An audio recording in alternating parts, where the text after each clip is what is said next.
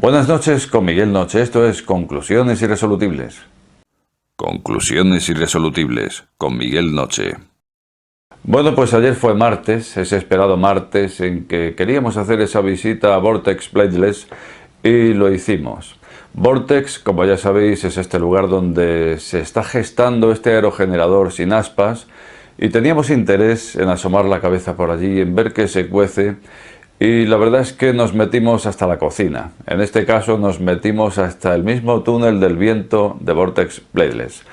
Bueno, pues ocurre una cosa, y es que el programa, que consiste en una entrevista, luego al final vemos un poco otro dispositivo que tienen por allí, más lo del túnel del viento, nos hubiéramos ido a 45 o 50 minutos, con lo cual vamos a hacer el programa en dos partes, el programa de Vortex. En primer lugar, por lo que digo, porque hubiera quedado excesivamente largo. En segundo lugar, porque si no lo dijera sería un cretino mentiroso. Y es que resulta que cuando ya estaba realizada toda la entrevista, me di cuenta de que estaba desenfocada. Y entonces, llegados a este punto, pues bueno, lo único que se puede hacer para que al menos veáis un poco, bueno, pues cómo se respiró en aquella entrevista, os voy a poner el principio de esta y el final de esta. Lo vamos a ver en una ventana más pequeña para, bueno, para que ese desenfoque sea más llevadero. Pero no obstante, en este caso hemos dado con una persona optimista y entonces David nos ha dicho que repetimos toda la entrevista. Así son las cosas. Lo que pasa es que en este caso, ayer estuvimos en las oficinas de Las Rozas en Madrid y me dice que lo que podemos hacer es pasarnos por Ávila y ver las oficinas de Ávila. Luego entonces lo hacemos así, vamos a hacerlo en dos partes. Hoy vamos a ver ese principio y final de entrevista, vamos a ver algún dispositivo y luego cómo vemos el túnel del viento. Y luego, pues para dentro de 2 o 3 días, a ver si puede ser que nos pasamos por Ávila y hacemos la segunda parte de este programa, donde nos vamos a ceñir a lo que recortamos hoy de la entrevista, que es concretamente todas las preguntas que llevé vuestras. Sí, ya lo sé. Pero ¿qué le vamos a hacer? Son cosas que ocurren, está absolutamente desenfocado y bueno, pues como digo, hemos contado en este caso con una persona que nos abre las puertas de las oficinas de Ávila para el siguiente programa. Así que sin más, no me enrollo más, que tampoco va a quedar corto el programa de hoy, así que sin más, dentro vídeo. Bueno, pues estamos aquí en las oficinas principales, vamos a decir, de Vortex Bladeless, y estamos con David Yáñez, que precisamente es el promotor, el alma mater de todo esto. Buenas tardes, David. Buenas tardes, ¿qué tal, Miguel? David, eres, digo el alma mater porque eres el promotor de este invento, de este dispositivo, ¿no? Bueno, solamente soy el inventor y todo el mundo que se ha puesto a desarrollar cualquier invento se habrá dado cuenta que para llevarlo a cabo y materializarlo uno necesita muchas más cosas que la idea. Entonces, bueno, almas mater aquí hay muchos, ¿vale? Quizás sí que el concepto arrancó en el año 2002 de una idea que tuve cuando era estudiante, pero luego la realidad es que Raúl Martín Yunta, por ejemplo, cofundador, aún hoy sigue implicado a tope en el desarrollo de todo y bueno, y todos y cada uno de las personas que ha estado vinculado al proyecto ha aportado cosas imprescindibles.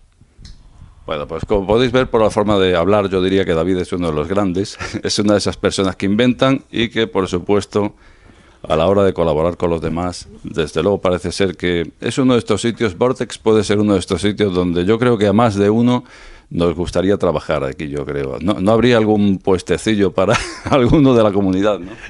Sería un honor poder contar con más ayuda y con más gente, desde luego, sí. Tenemos la suerte de que hay bastante gente que nos quiere ayudar y bueno, ojalá algún día, ¿no?, podamos dar mucho trabajo a mucha gente, eso sería de lo más grande. Pues eso esperamos, eso espero yo también, desde luego. Cuando me quieras quitar el micrófono, me lo quitas directamente. Si ves que te vas a extender, me lo quitas o demás. Bueno, pues aparte de las preguntas que te pueda realizar, también he traído aquí una chuleta, que es precisamente algo que pedí en el canal, y se trataba de que hicieran peticiones en cuanto a preguntas relacionadas con, pues, cómo surgió, bueno, con todo lo relacionado con esto. Entonces, bueno, directamente yo creo que las podemos intercalar, a medida que vamos hablando, pues podemos ir intercalándolas y demás. Primera pregunta, como inventor que eres, yo creo que pregunta obligada en cualquier caso. Lo que pasa es que en este concretamente la mayoría vamos a saber la respuesta y sería, como se le haría a cualquier inventor, ¿qué fue lo que te inspiró a llegar a esto? Pero claro, ya sabiendo que íbamos a venir aquí, pues todo el que te haya visto ya conoce la respuesta sobre aquel puente de Tacoma Narrows, ¿no era? Exactamente, sí, sí. Años 40, ¿no? Eso es, 1940, exactamente, sí. Y bueno, parece ser que la resonancia era la madre de todo aquello. Bueno, si lo quieres contar tú mejor. Sí, nada, pues es quizá el ejemplo académico más extendido, el puente de Tacoma Narrows, pues una estructura que no estaba diseñada para recoger energía del viento y sin embargo lo hizo, ¿no? Normalmente es un fenómeno, el de la resonancia, que los ingenieros de estructuras tratan de evitar. Y bueno, nosotros lo que estamos intentando aquí es ver en ese problema algo que podría ser una solución, ¿no? Igualmente que en el puente de Tacoma Narrows ha ocurrido en otras muchas estructuras, en edificios esbeltos, en chimeneas, e incluso en chimeneas de disipación de centrales nucleares. Es un fenómeno, como digo, bien conocido, bueno, que nosotros tratamos de optimizar y amplificar en vez de reducir. Sí, señor. O sea, que te encuentras con un fenómeno que suele ser la zancadilla muchas veces de algún dispositivo y entonces la tomamos como aliado. Eso me recuerda a otro invento que tengo yo por ahí, que era no tiene absolutamente nada que ver. Es un posavasos anticaídas. Se mete el vaso de tubo, porque claro, el vaso de tubo tiene el centro de gravedad muy alto, muy poca base, y se caía con facilidad. Entonces, al meterlo en un posavasos con una oquedad, hacía como ventosa. Y yo lo que pretendía simplemente al principio era que sujetara la pieza, que sujetara, pero me encontré con el inconveniente de que hacía ventosa. Y luego me encontré que ese inconveniente lo que hacía era una fuerza tremenda para evitar que se cayera, con lo cual casualmente encontramos como aliado pues lo que era un problema al principio. Sí, señor, pues la misma idea, efectivamente, es el mismo concepto. Bueno, nos hemos juntado aquí dos inventores, o sea que estamos como en casa entonces.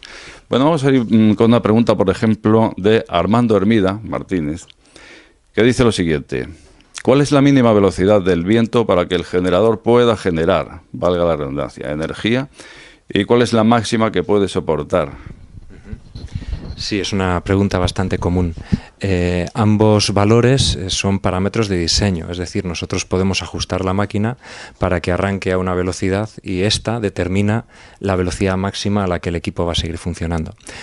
Nosotros, por ejemplo, un equipo que tenemos más maduro está arrancando a 3,5 metros por segundo y logramos mantener esta resonancia, que es uno de los grandes retos de la idea, mantener esta resonancia, la mayor cantidad, el mayor rango de velocidades de viento posible, lo logramos mantener hasta 8 metros por segundo. No es mucho, es un rango relativamente pequeño, pero cuando uno mira cuál es la distribución estadística de velocidades de viento en una ciudad, el promedio de velocidades de viento que hay en una ciudad sigue una distribución conocida como una ley de Weibull. Con ese rango de velocidades de viento de 3,5 a 8 estamos recogiendo la mayor parte de la cantidad de energía disponible. Y luego, vientos muy, muy, muy fuertes lo que van a hacer es que el equipo intrínsecamente pare, porque el fenómeno de resonancia en la que se apoya la idea pues desaparece, la frecuencia a la que aparecen los remolinos que nos producen esa vibración es demasiado elevada, ya no es cercana a la frecuencia de oscilación de nuestra estructura entonces el fenómeno de resonancia desaparece. Entonces solamente nos queda una fuerza de arrastre y está por ver. En simulaciones pues parece que el equipo podría aguantar bien altísimas velocidades de viento de 30, de 40, de 50 metros por segundo. Si en un sitio donde hay esos fuertes vientos sin duda suele haber proyectiles, suele haber objetos volando y pueden dañar la estructura, ¿no? al golpear, ¿no? Pero en principio, si solo contáramos el fluido, parece que el equipo podría funcionar en un rango amplio de velocidades de viento. Ajá. Es que sobre este asunto me he encontrado muchas preguntas, he resumido a uno, pero hay muchos que están interesados en saber desde qué velocidad hasta qué límite de velocidad, y creo que la forma más simple de decir o de responder a estas inquietudes sería decir que vuestro dispositivo tiene una tolerancia tanto de arranque como de parada, ¿verdad? Sí, eso es. Normalmente ningún equipo, ningún molino, ni el nuestro ni ningún otro, se le hace arrancar a velocidades menores a eso, a 3 metros, 3,5 metros, porque es cierto que estadísticamente es muy fácil encontrar días en los que en casa tenemos 1 metro por segundo, por ejemplo. Lo que pasa que la potencia contenida en el viento depende de la velocidad multiplicada por sí misma 3 veces, ¿no? La velocidad al cubo. Y eso hace que cuando tienes 1 metro por segundo apenas hay energía en el viento. La energía que contiene el viento, la energía cinética depende muchísimo, muchísimo de su velocidad. Entonces, bueno, pues esas velocidades de viento tan bajas normalmente se desechan, son prácticamente despreciables en cuanto al contenido de energía, y a partir de 3, 3,5, por ejemplo, los molinos que hay en las laderas suelen arrancar a 5 metros más o menos, ¿vale? Y bueno, pues en una zona habitada, pues normalmente la velocidad media suele estar en 3, en 4, en 5 metros por segundo, no suele haber más puntualmente, pero son horas al año que estadísticamente casi ni cuentan, ¿no? Entonces sí, como bien dices, es un parámetro en el que uno puede ajustarlo para optimizar, para decir, bueno, en tal ubicación nosotros lo único que tenemos que hacer es variar el espesor de una varilla y con ello somos capaces de que el equipo funcione en un rango u otro. Bueno, además hasta nos está contando los entresijos de cómo hay que hacerlo y demás, o sea que más de uno estará tomando notas. Yo no me quiero quedar con las ganas de preguntarte, bueno, pues viendo lo que tenéis, viendo dentro de qué mercado es, que es el mercado de la energía, que es un tanto peliagudo, del que leo muchos comentarios, sobre todo en mi canal, diciendo que bueno, cuando descubres algo así, pues que te quitan del medio, que te compran, que esto, que aquello. Sigue habiendo muchos miedos. Por otra parte, la historia sí es verdad que alberga a ciertas personas o ciertos personajes, que así fue, desgraciadamente. O sea que bueno, estamos en un nicho importante, en el nicho de la energía, como digo. Y tenéis algo que yo he visto desde fuera, porque sinceramente, bueno, pues yo soy un mero observador de vuestro dispositivo, pero yo apostaría por vosotros, porque estoy viendo un dispositivo que hasta ahora todo el bacalao estaba cortado ya, y cortado con aspas además. Y resulta que ahora viene Vortex Bladeless, con un dispositivo que carece de aspas, que carece de mecánica, que carece de mantenimiento de esa mecánica, que carece de ruido, en fin, todo parece ser ventajas. Algún inconveniente tiene, sí, creo que era menor rendimiento por unidad, a lo mejor respecto al de aspas, pero sin embargo yo, viendo desde fuera todo lo que conlleva este dispositivo que se está haciendo aquí, que se está cociendo aquí, yo personalmente sí apostaría por vosotros. Personalmente, ¿tú en qué porcentaje crees que lo habrías logrado? Cuando digo logrado me refiero a, ¿crees que tienes un dispositivo que realmente pueda penetrar en el mercado de los aerogeneradores, en el mercado de la eólica, sabiendo lo que hoy día, y nadie mejor que tú lo sabe, lo que hay en este mercado? Jo, qué pregunta más profunda, ¿no? Y bueno, importante también quizá. Desde luego nosotros sí estamos trabajando en esto es porque sí que creemos que puede ser una herramienta muy útil para mucha gente. El ser humano cuanto más energía tiene, más quiere, no hay límite, eso está claro. Y bueno, y los molinos convencionales, yo, oye, si os soy sincero, me parece una máquina maravillosa con la que se genera energía. Es una de las mejores maneras que ha encontrado el ser humano, probablemente en el top 2, de sacar energía, una energía limpia, ¿no? Hasta hoy, por lo menos mientras la fusión no se establezca y no se madure y no se consiga, pues la eólica está demostrando, por ejemplo en España pensemos que en torno al 20% de la energía viene del viento. Sí, es cierto que la eólica se le achaca que tiene algunas cosas negativas, pero pensemos que la energía pues siempre hace pagar un precio, y hay otras fuentes de energía, por ejemplo la nuclear, desde el punto de vista de la ingeniería es maravillosa, es admirable, pero desde un punto de vista, en fin, social, humano, pues tiene unos peajes importantes, y cuando uno calcula el coste de la energía nuclear y la de origen, por ejemplo, del petróleo, uno nunca sabe si realmente se está calculando de manera objetiva, ¿no? En el sentido de que, como decía antes, tenemos que poner a un lado la energía que genera una instalación de energía durante toda su vida, y por otro lado hay que poner los euros, ¿no? Cuando uno calcula el coste de la energía de un molino, tiene en cuenta todo, el coste de fabricación, de instalación, de mantenimiento, de operación, y sin duda también una parte importante, el coste de dejar las cosas como estaban, de limpiar la montaña, de achatarrar el equipo, eso, de dejar las cosas como estaban, ¿no? Esto no se hace así estrictamente ni en la energía nuclear ni en la energía de origen fósil. Nunca se ha calculado, o yo simplemente cuando lleno mi depósito de gasolina del coche, a ver si pronto puedo hacerme con uno eléctrico, nunca se contabiliza en ese precio el coste de dejar las cosas como estaban, dejar la atmósfera como estaba, dejar la salud como estaba. Ese ese coste económico, desde el punto de vista objetivamente económico y únicamente económico, lleva otras trayectorias, otros recorridos, pero al final se paga, es un coste que la sociedad acaba pagando, ¿no? No sé cuánto de maduros estamos, cuánto de cercas estamos, no lo sabemos. Yo creo que vamos a poderlo saber cuando saquemos una primera serie, veamos un poco cómo lo recibe la gente. Yo desde luego, en cuanto haya gente que nos diga, oye, vuestra herramienta nos está resultando útil, estamos resolviendo con ella esto o aquello, pues va a ser un gran orgullo, y hasta entonces lo único que nos sentimos es en deuda por la cantidad de gente que nos está ayudando, y nos debemos a ellos, ¿no? Bueno, en definitiva tampoco te atreves a decir un sí, pero si tú no te atreves, yo creo, lo voy a decir yo. Bajo mi punto de vista sí que veo bastante posible que algún día esta empresa y estas personas que tenemos aquí consigan introducir este dispositivo en el mercado. Yo desde luego lo veo bastante factible. Yo, como decía antes, desde fuera sí apuesto por ellos. Hay cosas que solamente viéndolas ya te dan buen rollo, y concretamente lo vuestro pues me da bastante buen rollo.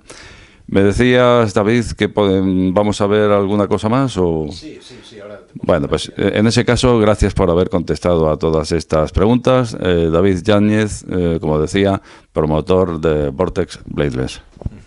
Muchas gracias a ti, Miguel, y muchas gracias a tus seguidores que, bueno, han hecho unas preguntas estupendas. Gracias. Muy bien, pues vamos a ese tour. ¿Qué vamos a hacer? Bueno, pues estoy aquí con uno de los aerogeneradores. Este sería ¿cuál sería este, David? Este sería el Tacoma, el de 275. El que decíamos antes, el de 100 vatios, creo que era, ¿no? Sí. Nuestro objetivo es, con este equipo, generar 100 vatios a 9 metros por segundo. Pues ahí tenemos el dispositivo. Interesante. Bueno, pues estamos dentro de lo que sería el túnel del viento de aquí de Vortex, y David nos va a explicar un poco lo que son los elementos de este sitio. Vamos a ver. Bueno, mirad, principalmente aquí tenemos la entrada de aire a la zona de trabajo. Esto es un laminarizador. Esto es lo que hace es que el aire sea más laminar cuando entra, o que se parezca más a lo que hay en la calle, porque bueno, el viento, cuando viene dentro del túnel de viento, tiene una turbulencia más elevada de lo que normalmente nos vamos a encontrar en la calle. Este es un anemómetro, es un sensor con el que medimos la velocidad del viento. En este caso es un anemómetro de hilo caliente, tiene una precisión bastante razonable. Aquí tenéis un equipo, por ejemplo un prototipo. Estos son, como veis, equipos muy pequeños, pero con los que solemos trabajar mucho. Y yo no sé en qué medida eres desde ahí capaz de poder enfocar aquí, bueno, pues uno de los grupos de ventiladores. Tenemos dos grupos de ventiladores. Esto tiene forma de 8, para que os hagáis una idea. Y bueno, la verdad que está siendo una herramienta estupenda con la que no hemos contado hasta hace demasiado tiempo. Y nos está siendo muy útil para desarrollarlo todo, sí. Muy bien, pues creo que le daremos al botón, ¿o no? Vamos a darle. Vamos a aprovechar que es verano, vamos a aprovechar que hemos venido en el mes de julio.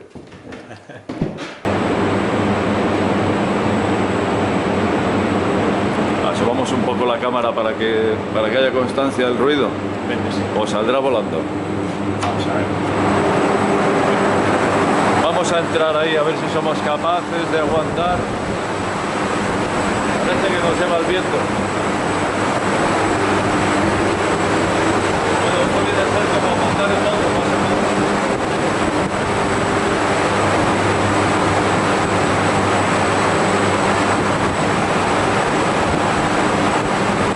Desde ahí a lo mejor lo ves así.